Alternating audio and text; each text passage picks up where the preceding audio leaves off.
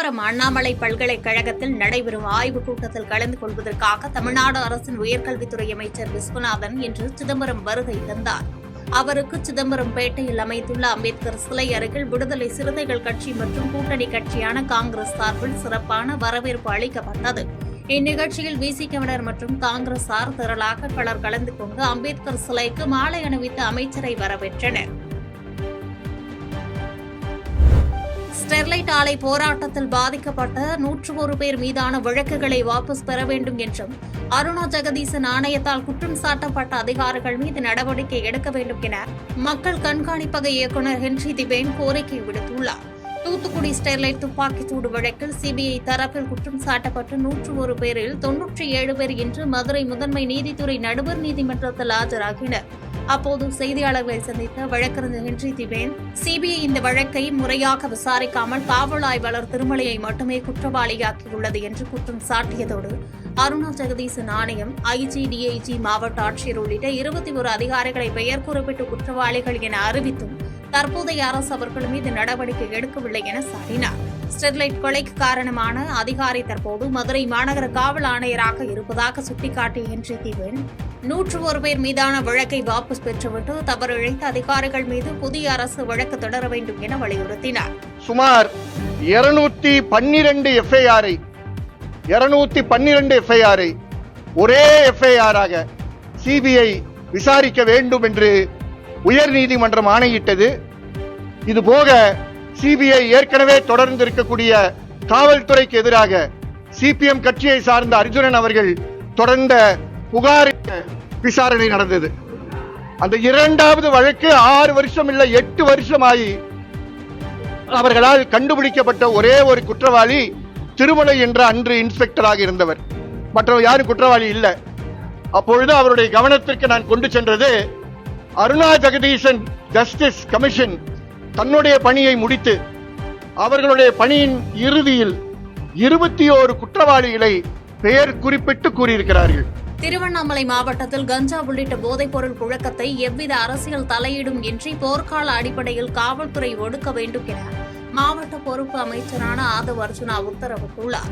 திருவண்ணாமலை மாவட்ட ஆட்சியர் அலுவலகத்தில் அனைத்து துறை வளர்ச்சிப் பணிகள் குறித்த முதல் ஆய்வுக் கூட்டம் பொதுப்பணி மற்றும் விளையாட்டு மேம்பாட்டுத்துறை அமைச்சர் ஆதவ் அர்ஜுனா தலைமையில் நடைபெற்றது.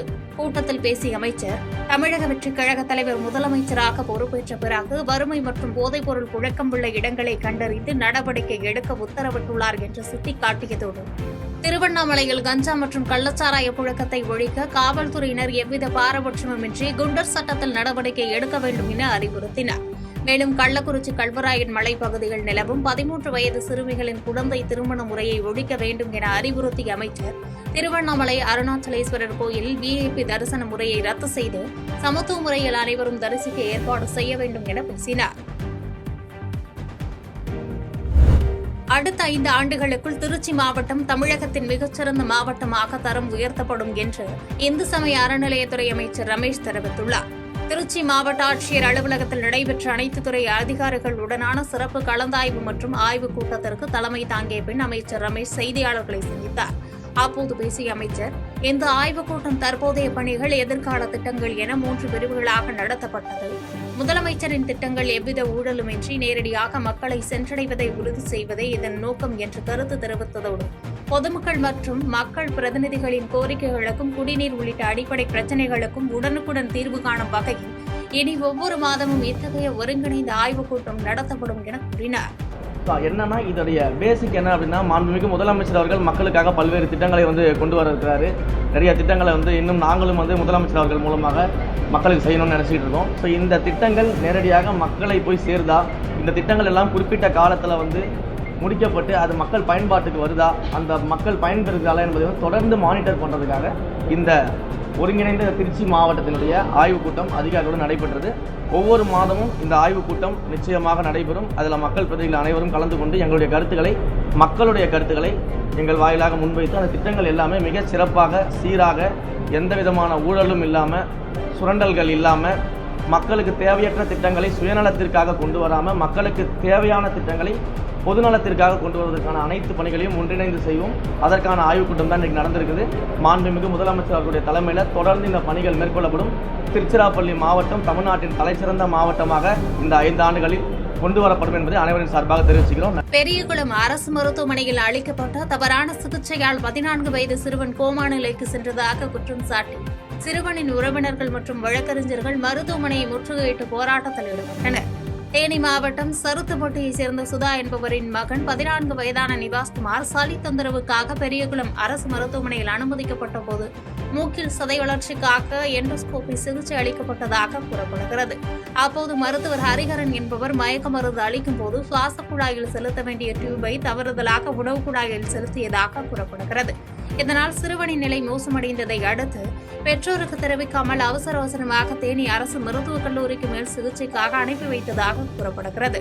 சிறுவன் தற்போது உயிருக்கு போராடும் நிலையில் கோமாவில் உள்ளார் என தெரியவந்துள்ள நிலையில் இதனால் ஆத்திரமடைந்த உறவினர்கள் மற்றும் வழக்கறிஞர்கள் மருத்துவமனையை முற்றுகையிட்டு மருத்துவர் ஹரிஹரன் மீது கடுமையான துறை ரீதியான நடவடிக்கை எடுக்க கோரி ஆர்ப்பாட்டத்தில் ஈடுபட்டனர். வேலூர் மாவட்டத்தில் புதிதாக அமைக்கப்பட உள்ள ஜவுளி பூங்கா மற்றும் மாவட்டத்தின் அடிப்படை பிரச்சினைகள் குறித்து ஆய்வு செய்து உரிய நடவடிக்கை எடுக்கப்படும் என கைத்தறி மற்றும் காதித்துறை அமைச்சர் விஜய் பாலாஜி தெரிவித்துள்ளார். வேலூர் மாவட்டத்தின் பொறுப்பு அமைச்சராக முதன்முறையாக நியமிக்கப்பட்டுள்ள அமைச்சர் விஜய் பாலாஜி இன்று வேலூர் வருகை தந்தார். அப்போது செய்தியாளர்களிடம் பேசிய அவர், வேலூர் மாவட்டத்தின் வளர்ச்சிக்காக முழு ஈடுபாட்டுடன் செயல்படுவேன் என உறுதியளித்ததோடு தனக்கு இந்த வாய்ப்பளித்த முதலமைச்சருக்கு நன்றியை தெரிவித்துக் கொள்வதாக கூறினார். மாவட்டத்தில் ஜவுளி பூங்கா அமைப்பது உள்ளிட்ட மேம்பாட்டு திட்டங்கள் குறித்து ஆலோசித்து வருவதாக குறிப்பிட்ட அமைச்சர் விஜய் பாலாஜி, மக்களின் ஆதரவோடு வேலூரின் வளர்ச்சி உறுதி செய்யப்படும் என்றார்.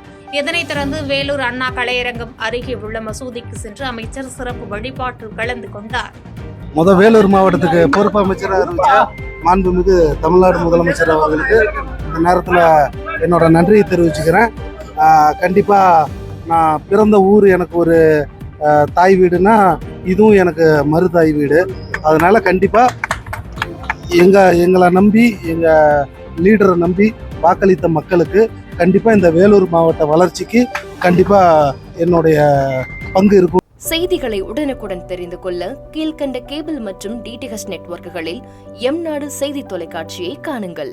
பாதகம் செய்பவரை கண்டால் நாம் பயம் கொள்ளலாகாது பாப்பா. மோதி மிதித்துவிடு பாப்பா, அவர் முகத்தில் உமிழ்ந்து விடு பாப்பா. அண்மை செய்திகளை உடனுக்குடன் தெரிந்து கொள்ள இணைந்திருங்கள் எம்நாடு தொலைக்காட்சியுடன்.